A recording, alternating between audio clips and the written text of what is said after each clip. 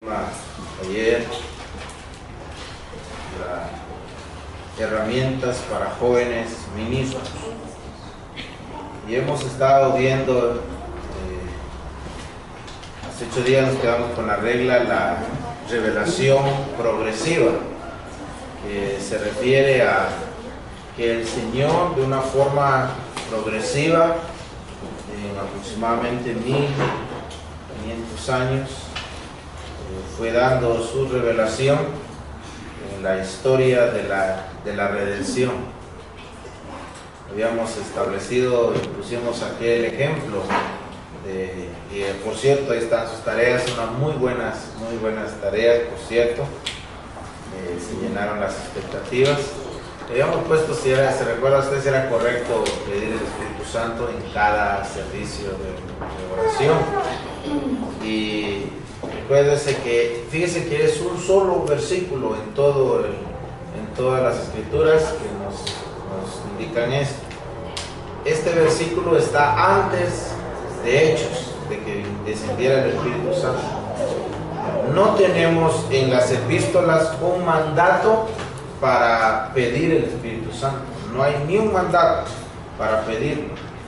Pero sí tenemos mandatos tales como andar en el Espíritu, ser lleno del Espíritu, que la antítesis de esto, o el caso contrario de esto, de ser llenos y andar, que en todo caso es lo mismo, es contristar y apagar, no contristar y no apagar el Espíritu. Entonces de eso sí tenemos mandato, de ser llenos, que ser llenos es lo mismo de ser llenos de la palabra de Dios. Ser llenos de la palabra de Dios. Y no necesariamente tiene que haber una experiencia extática para que se vea en nosotros esa llenura. En realidad es la vida práctica de la fe. Entonces, hoy vamos a ver otra regla de interpretación. Esta regla de interpretación, a partir de aquí ya comparé algunos otros autores, y hay un estudioso de las escrituras, Chuy Olivares, de él tomé esta regla de interpretación, y él dice: tomar las frases o palabras en el sentido que indica el conjunto de las palabras que rodea la frase. Se lo vuelvo a repetir. Para interpretar las Sagradas Escrituras debemos tomar las frases o las palabras en el sentido que indica el conjunto de palabras que rodea esa frase que vamos a interpretar. Hay unas palabras que no siempre significan lo mismo. No siempre significan o indican lo mismo. En diferentes pasajes puede definirse de otra forma. Por ejemplo, hay unos pasajes en donde nos indica que fuimos redimidos, y solamente en Efesios 1, por ejemplo, y veamos Efesios capítulo 1, es como un ejemplo.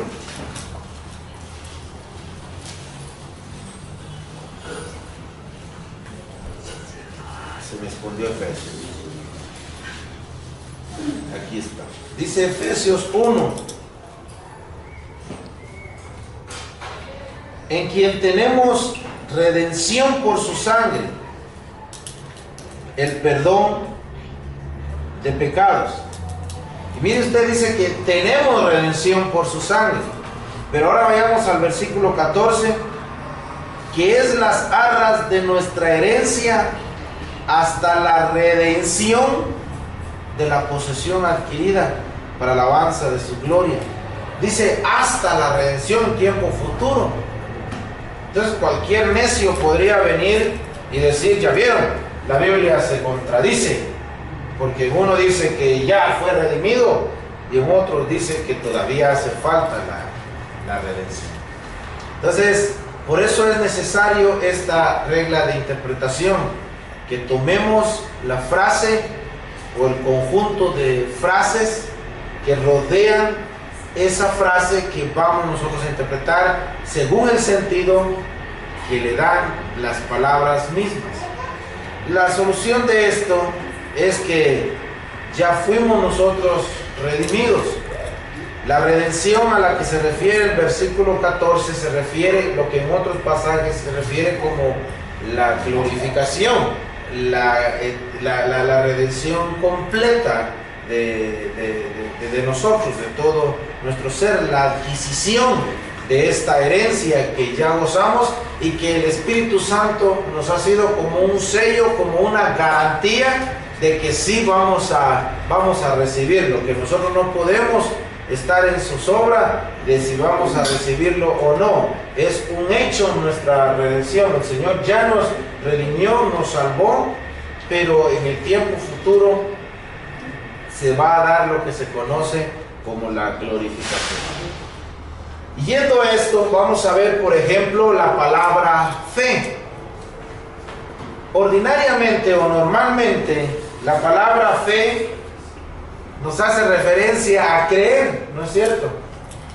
Pero también en otros aspectos a confiar. En algunos aspectos, creer para salvación. Dice Juan el Bautista lo menciona en el Evangelio según Juan, o el evangelista Juan cita a Juan el Bautista, que el que cree en el Hijo tiene vida eterna, pero el que rehúsa creer en el Hijo no verá la vida, sino que la ira de Dios vendrá sobre él, o la ira de Dios está sobre él, no vendrá, sino está sobre él. Entonces allí se refiere a la fe como creer, el creer para salvación. Dice el diccionario Vine que fe puede ser la firme convicción basado en lo oído, pero también da otras formas en que puede ser definida la fe, y es confianza en el testimonio de otro. Veamos algunos ejemplos. Romanos capítulo 10.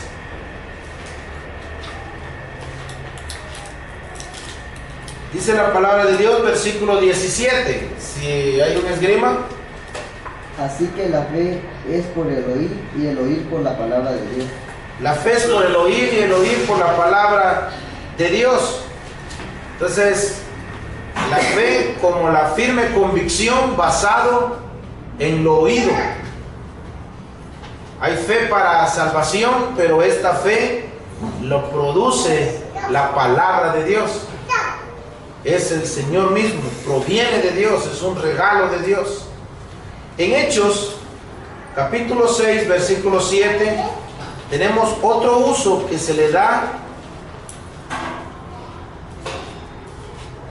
a la palabra de Dios, a la palabra fe. Hechos 6, 7. Y crecía la palabra del Señor, y el número de los discípulos se multiplicaba grandemente en Jerusalén. También muchos de los sacerdotes obedecían a la fe. Dice, muchos de los sacerdotes obedecían a la fe. Si bien es cierto, hay la connotación final es para salvación de ellos, pero el uso de la palabra fe acá se refiere a doctrina. Dice que ellos obedecían a la doctrina, a la enseñanza que la palabra de Dios les estaba llevando a ellos. Entonces ahí tienen la connotación de doctrina, el cuerpo de doctrina que la palabra de Dios les estaba diciendo. Hechos 16, 5.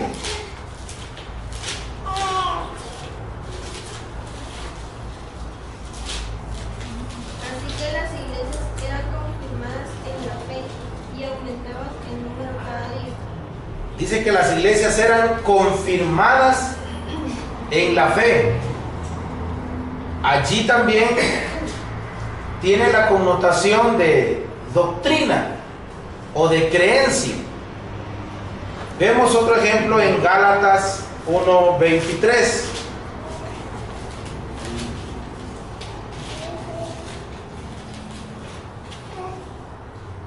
Solamente oían decir, aquel que en otro tiempo nos perseguía, ahora predica la fe que en otro tiempo hace mal.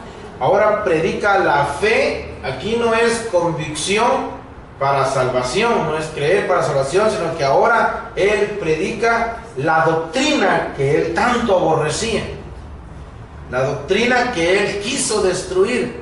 Entonces aquí tiene connotación de doctrina, de creencias, del cuerpo de doctrina. En Hechos 17:31, aquí vamos a ver una diferencia tremenda. Por cuanto ha establecido un día en el cual juzgará al mundo con justicia por aquel varón a quien designó, dando fe a todos con haberle levantado de los muertos. Dando fe a todos con haberle levantado de los muertos. ¿Se da cuenta usted que aquí fe no es creer para salvación? Como comúnmente nosotros, como comúnmente en las Sagradas Escrituras se toma. Así se toma la palabra fe, es creer para salvación, pero hay unos pasajes en donde el Señor le da otro sentido. Voy a repetir a Bain. Dice el diccionario Bain que una de sus acepciones es confianza en el testimonio de otro. Confiar en lo que otro me va a decir, es prueba fehaciente. Dice, dando fe, dando testimonio, dando prueba fehaciente, dando una confirmación o constatar algo. Yo doy toda la aprobación, estoy dando todo mi respaldo a ese hecho. Un abogado y notario, por ejemplo, celebra un matrimonio, entonces levanta acta, fui solicitar requerido por fulanito de tal y citanitos, etcétera. De último dice, entonces él dice que le presentan sus documentos de identificación, y entonces él dice, doy fe de haber tenido a la vista los documentos y de constatar que sí son fidedignos para que se realice este instrumento público. Estoy utilizando ese ejemplo. Entonces doy fe, yo digo que sí, así es. Entonces es lo mismo que el Señor está diciendo acá en Hechos 17:31, dando fe, constatando que sí, así es. Entonces allí no tiene connotación de fe salvadora, sino de prueba fehaciente, de un testimonio, de un respaldo de que sí, así es. Así es. Hay otra palabra, y es la palabra salvación. Normalmente la palabra salvación es la liberación del pecado, ¿no es cierto? Usted ya es salvo, es decir, ya el Señor lo sacó del pecado, de la condenación del infierno, ya el Señor lo sacó del reino de las tinieblas y lo pasó a su luz admirable. Normalmente eso es lo que se maneja en las Sagradas Escrituras, pero hay algunos pasajes, y vamos a Romanos capítulo 13 y versículo 11. Vea usted allí el uso que le da el apóstol Pablo. Y esto conociendo el tiempo que ella hora de levantarnos del sueño, porque ahora está más cerca nuestra salvación que cuando creímos. Dice que ahora está más cerca de nosotros nuestra salvación de cuando creímos. Y vuelvo a repetir, cualquier necio vendría y diría, ya vieron, se contradice la Biblia, porque no que ya fueron salvos, pues, no que ya se dio la salvación y ustedes todavía esperan la salvación. Pablo aquí está haciendo uso de esta palabra salvación, no como la liberación del pecado, de ser sacado del reino de las tinieblas y ser pasados a su luz admirable, ser quitados de la condenación que pesa sobre nosotros y darnos esa calidad de no condenados, de de libres en Cristo. Aquí Pablo está usando esto como un sinónimo de la venida del Señor Jesucristo. Cuando el Señor Jesucristo venga, ahí sí que vamos a ser salvados por completo, porque hay una parte en nosotros que aún no ha sido redimida. Hay una parte, nosotros ya hemos sido salvos, nuestro yo ya ha sido salvo, y en nosotros está la nueva criatura que el Señor nos ha dado, pero en nuestros miembros, nuestro cuerpo aún no ha sido redimido del poder del pecado, todavía están con los efectos de esto. Entonces, en la venida de Cristo va a suceder algo. El Señor primero, el Señor nos va a transformar. Los que estén muertos van a resucitar incorruptibles, y nosotros vamos a ser transformados. Entonces, en ese sentido, con toda esa liberación que el Señor hace, porque nuestra experiencia misma, la palabra de Dios nos lo atestigua, y nuestra experiencia misma nos lo atestigua también, de que constantemente nosotros todavía fallamos, todavía pecamos. Adrián Rogers dijo en una oportunidad: en todo este tiempo me he arrepentido más del día que me arrepentí. O sea, lo que está diciendo es, el día que me entregué a Cristo y me arrepentí de mis pecados, entonces en ese momento yo he sido consciente acerca de mi pecaminosidad, y constantemente me tengo que ir arrepintiendo día a día.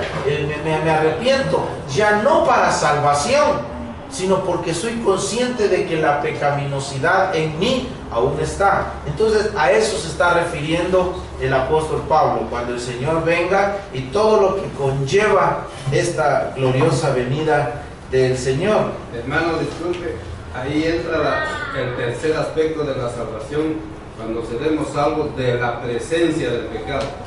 Exactamente, usted acaba de utilizar esta expresión. Gracias. Del pecado, del poder del pecado y de la presencia del pecado. Pasemos a primera epístola del apóstol Pablo a Timoteo, capítulo 2 y versículo 15.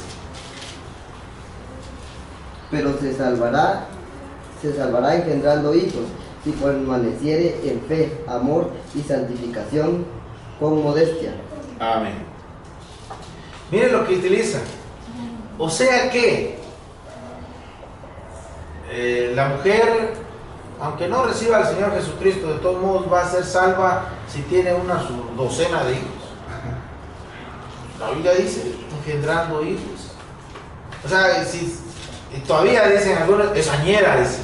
O sea, si se convierte en añera, entonces se va a salvar. Nos damos cuenta cómo en la palabra de Dios, la palabra salvación, sí, liberación del pecado, nos salvó el Señor, pero en algunos pasajes tiene diferente connotación, que cuando nosotros estudiamos en base al contexto de ese pasaje o en base a las palabras que rodean ese pasaje, entonces nosotros nos damos cuenta a qué se está refiriendo.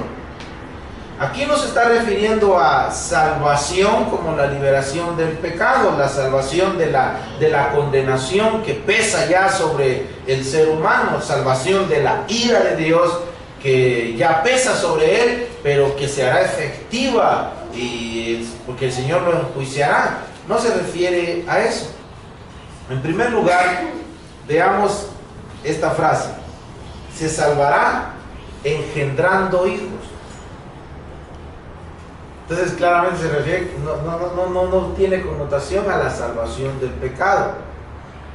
En una relación marital, para que nazca el bebé, ¿quién es el que engendra? En sentido común, el papá, el varón. ¿Quién concibe?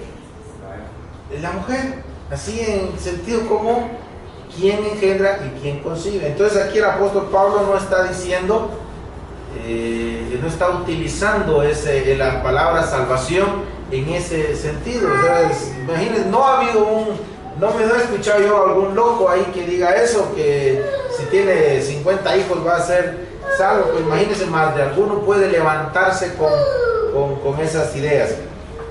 La palabra que utiliza Pablo acá es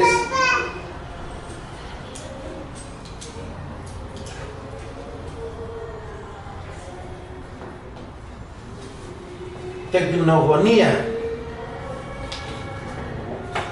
y tiene algunas palabras, bueno, como puede traducirse, y es uno que tiene hijos. Alumbramiento también puede ser traducido, pero de alumbramiento y maternidad, pero dice James Strong en su concordancia, desempeño de los deberes maternos, y también puede traducir como engendrar hijos. Nuestra Reina Valera prefirió utilizar esta palabra engendrar, pero quiero que note esto, dice alumbramiento, maternidad, desempeño de los deberes maternos. El contexto de este pasaje es el versículo 11 al 15. Del versículo 9 nos habla acerca de los hombres que oren en todo lugar, levantando manos santas, las mujeres que tengan una conducta con modestia apropiada, y el versículo 11, la mujer aprende en silencio, con toda sujeción. ¿Por qué razón? Porque no permito a la mujer enseñar ni ejercer dominio sobre el hombre, sino estar en silencio. Porque Adán fue formado primero, después Eva. Y Adán no fue engañada, sino que la mujer, siendo engañada, incurrió en transgresión. Y ahí dice, pero se salvará engendrando hijos. La mujer ha tenido el estigma que Adán les heredó. Eva les heredó. Eva fue susceptible al engaño. Ella fue fácil presa de Satanás al ser engañada. Entonces lo que Pablo está diciendo acá, que se salvará de ese estigma, de ser susceptible al engaño, de ser débil al engaño, cuando ella presente una generación de hijos que permanezcan en fe, amor y santificación con modestia. Hermano, disculpen, voy a dar el contexto de ahí que no lo marcamos. Del versículo 11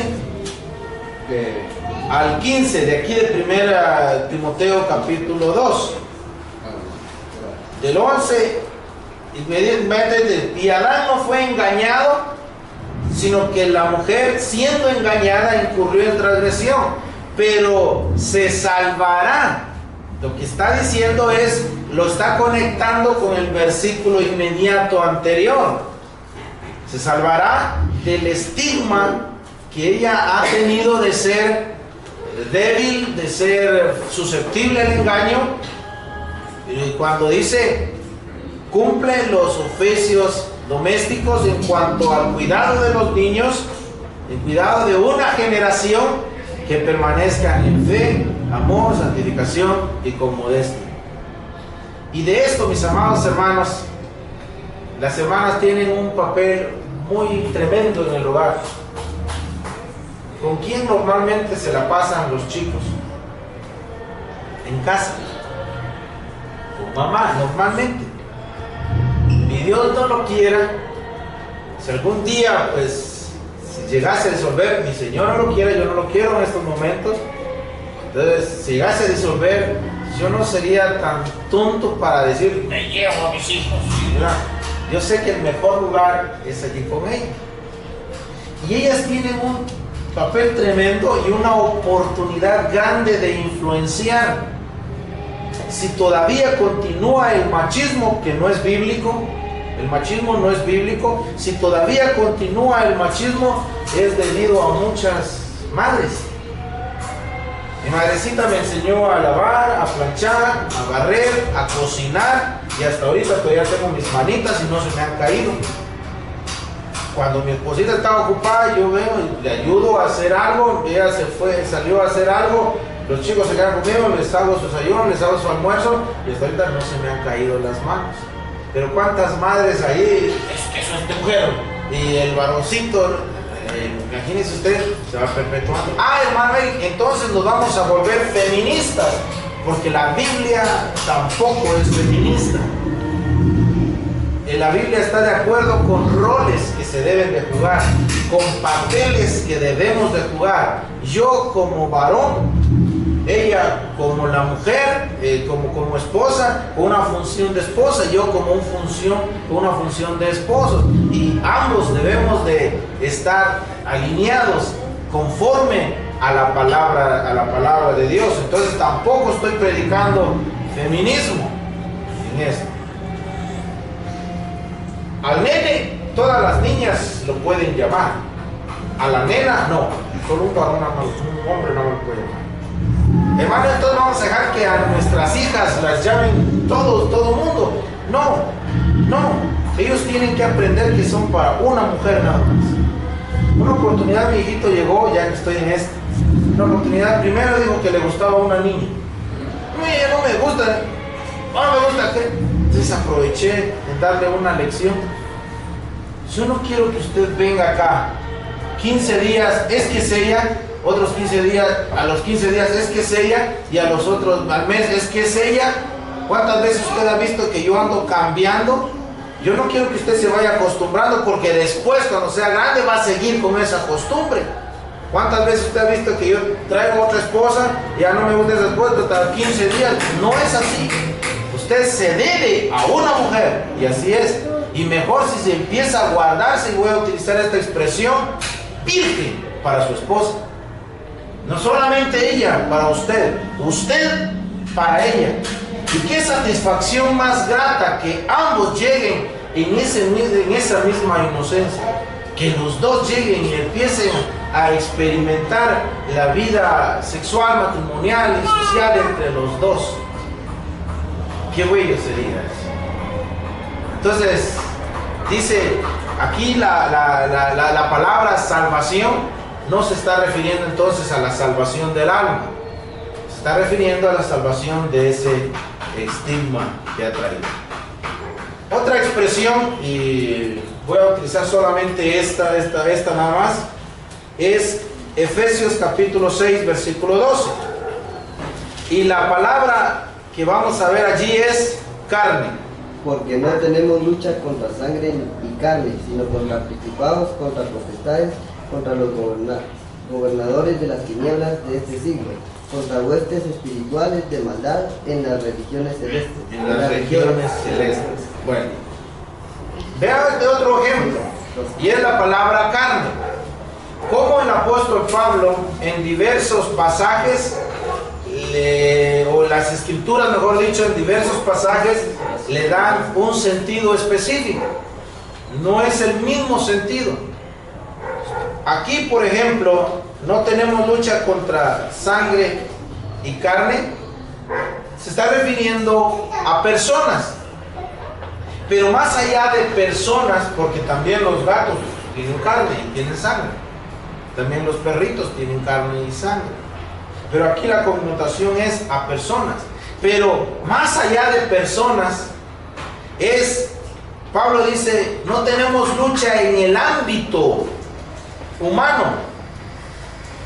Y más adelante dice, sino contra principados. Entonces es en el ámbito espiritual. Entonces allí en carne y sangre se está refiriendo a personas, pero en el ámbito de las personas. Y veamos, y a propósito me voy a ir con otro pasaje, Ezequiel 36, 26.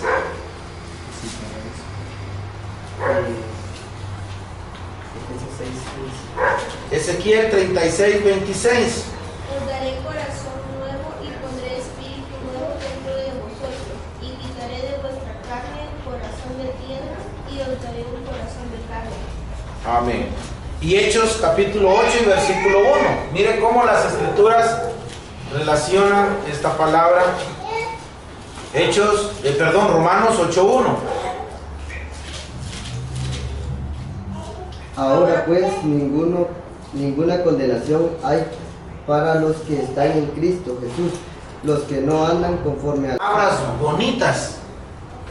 unas palabras, ¡ay, qué bonita esa piedra! La piedra nunca le va a responder. Es una situación insensible a sus palabras. Pero viene usted, y voy a utilizar un ejemplo, y le habla a un perro. Y viene el perrito y usted le habla y el perro empieza a moverle porque él es sensible. Entonces, a lo que se está refiriendo el corazón de piedra es un corazón o una disposición insensible. Y esa era la situación en la que nosotros nos encontrábamos, y esa es la situación en la que se encuentran los impíos. Le voy a decir una cosa. Si el Señor le concede el ministerio desde un púlpito, usted va a estar predicándole a personas, entes vivientes, pero que la Biblia también describe como que están espiritualmente muertos. Entonces, se hágase usted a la idea de que le está predicando usted a sillas, en el sentido de que son insensibles. Ellos no quieren tener nada con Dios. Pero viene el Señor y dice que Él en su bendición les va a transformar. Quitaré y pondré. Mire esas expresiones. Quitaré y pondré. Y el Señor habría de poner allí un corazón que ya sea sensible. Y no es esto. Ezequiel 36, lea usted el contexto en casa, en el contexto, y se refiere o hace referencia a la regeneración o al nuevo nacimiento.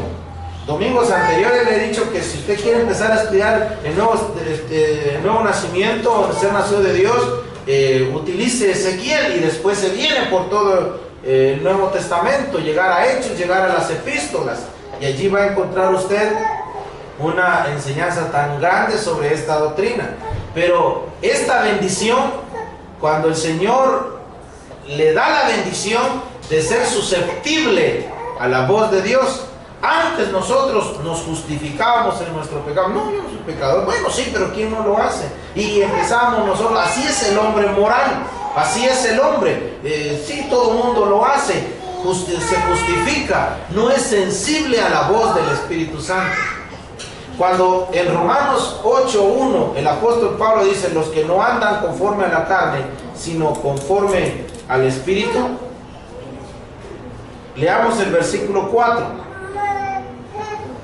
Dice: para que la justicia de la ley se cumpliese en nosotros, que no andamos conforme a la carne, sino conforme al Espíritu. Fíjense que el apóstol Pablo utiliza el andar en la carne y el andar en el Espíritu, los utiliza como sinónimos para personas no salvas y para personas salvas.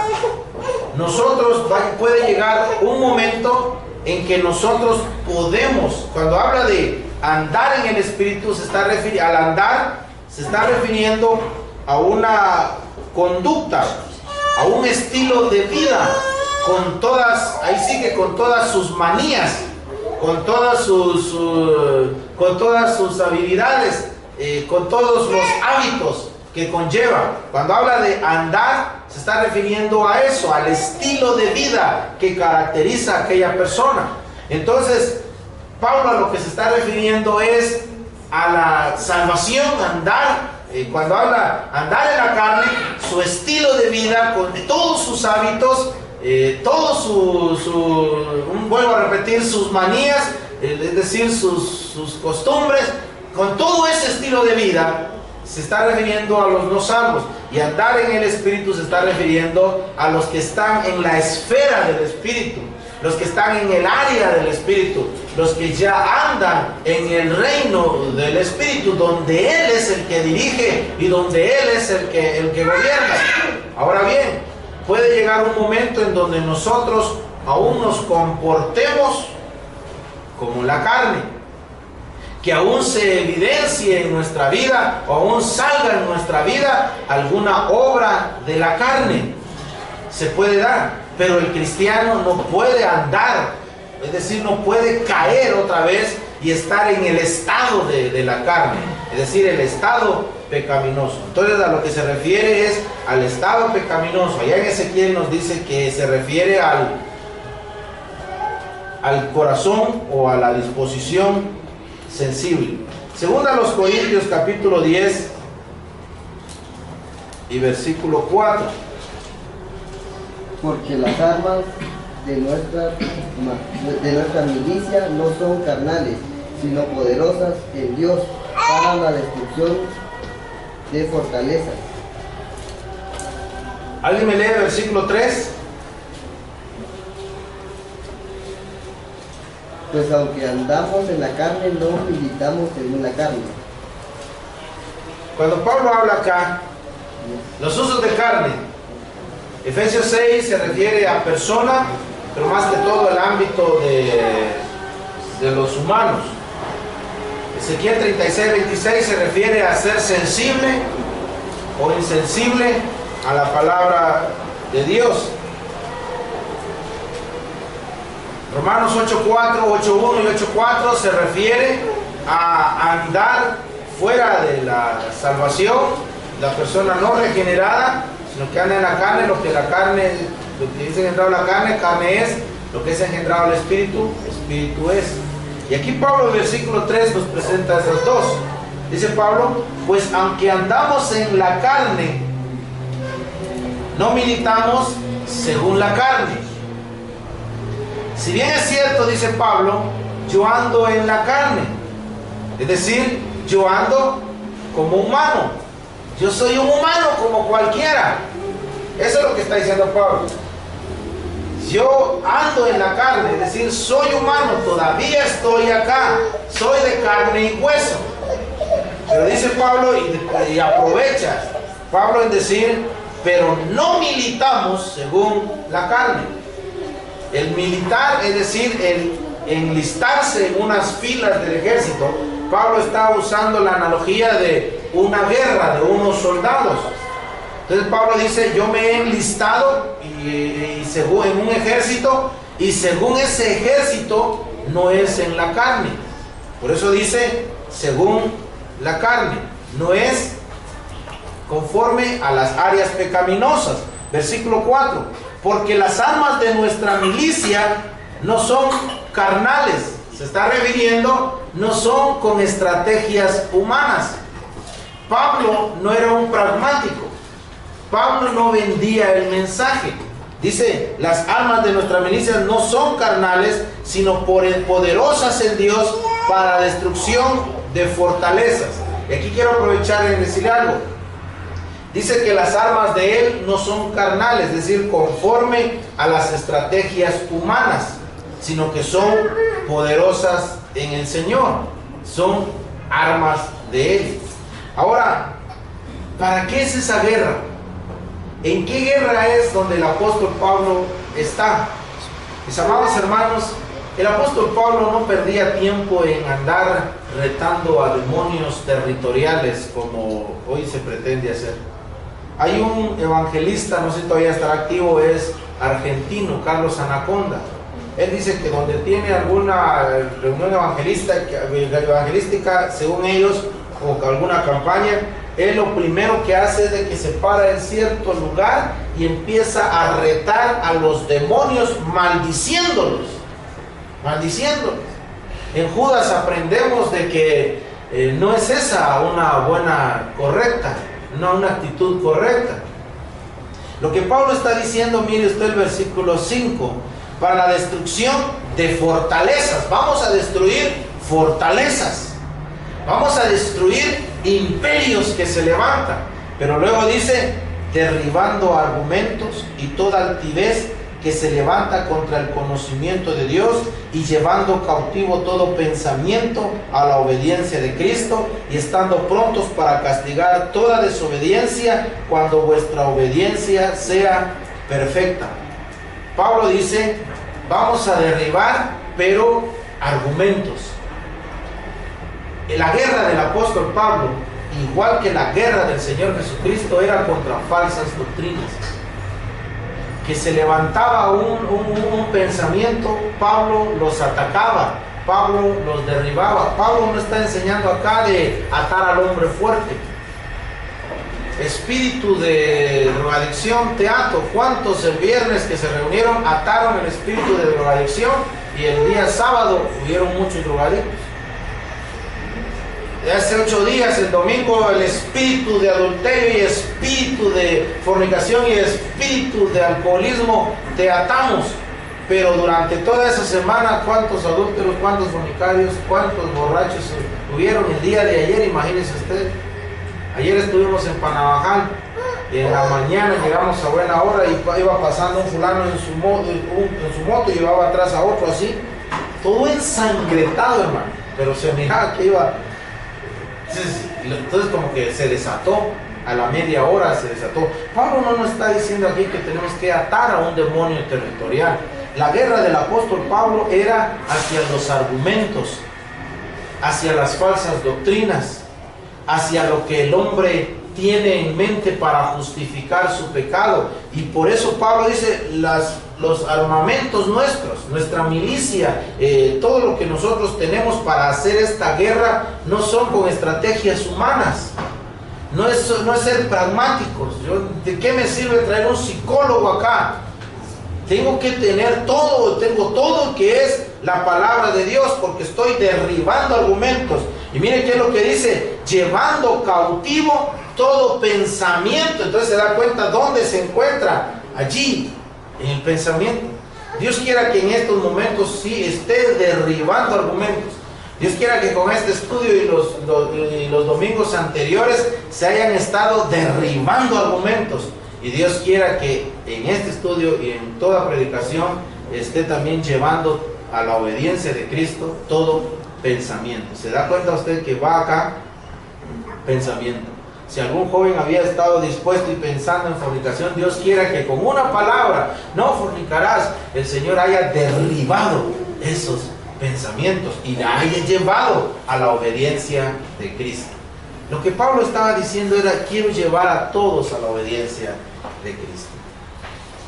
Primera Timoteo capítulo 3 versículo 16.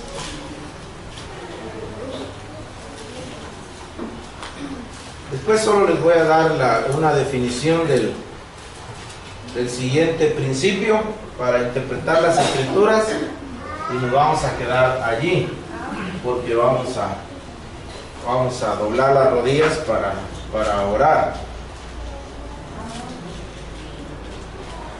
Ya, primera epístola del apóstol Pablo a Timoteo, capítulo 3, versículo 16. Indiscutiblemente grande es el ministerio de la piedad.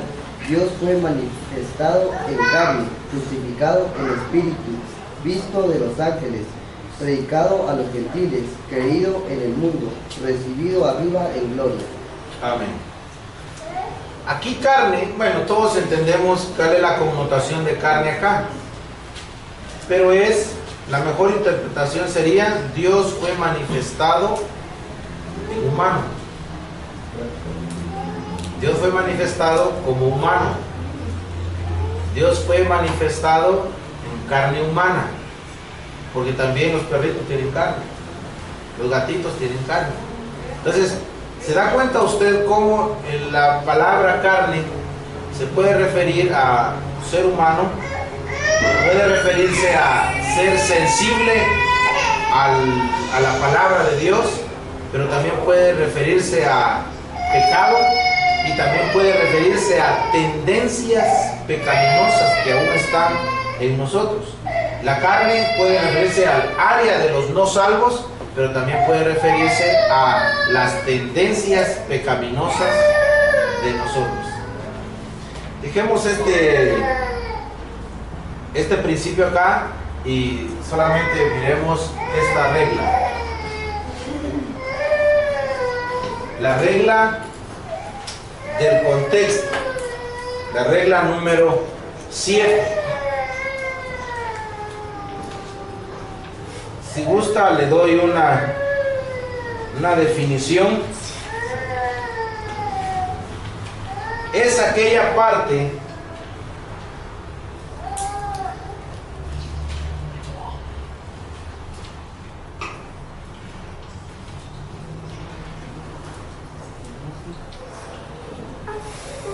El contexto es aquella parte con la que está relacionado el texto.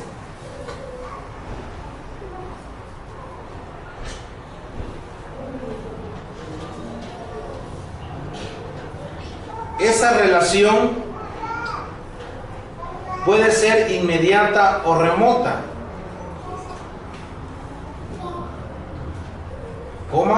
Y en todo caso tiene una conexión que afecta el significado del texto mismo. Es aquella parte con la que está relacionado el texto, punto y seguido. Esa relación puede ser inmediata o remota, y en todo caso tiene una conexión que afecta el significado del texto mismo. El contexto cercano, ¿cómo es esa palabra acá?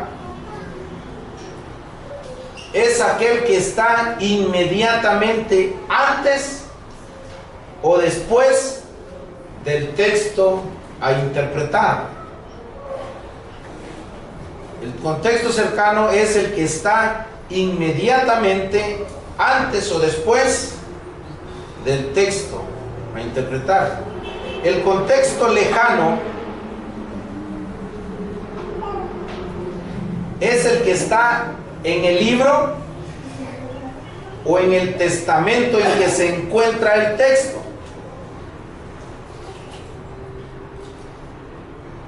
Hay textos que su contexto se encuentra en todo ese testamento, y por eso lo hace más lejano aún. Podría citar como un ejemplo Isaías 56:4, 56:3. Todas nuestras justicias son como trapos de inmundicia. Los trapos de inmundicia allí hace referencia, según el contexto de Levíticos. También Jeremías tiene una referencia a ello. Puede referirse a trapos de flujo menstrual que es usado, ya usados.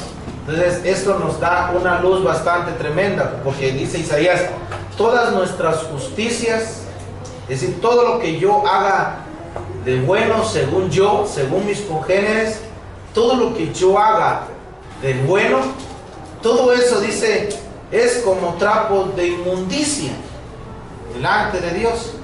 O sea, Dios lo ve como un trapo sucio que ya fue usado a causa del periodo menstrual. Y esto lo encontramos como el contexto lejano, según el Antiguo Testamento.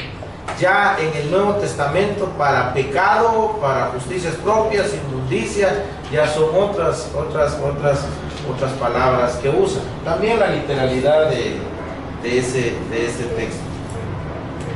Se dice que en una oportunidad, y quiero darle la importancia por lo cual nosotros debemos de aplicar el contexto. Se dice que en una oportunidad había un predicador, de aquellos predicadores indolentes, negligentes. No han entendido la responsabilidad que recae sobre aquel a quien el Señor ha llamado para este ministerio.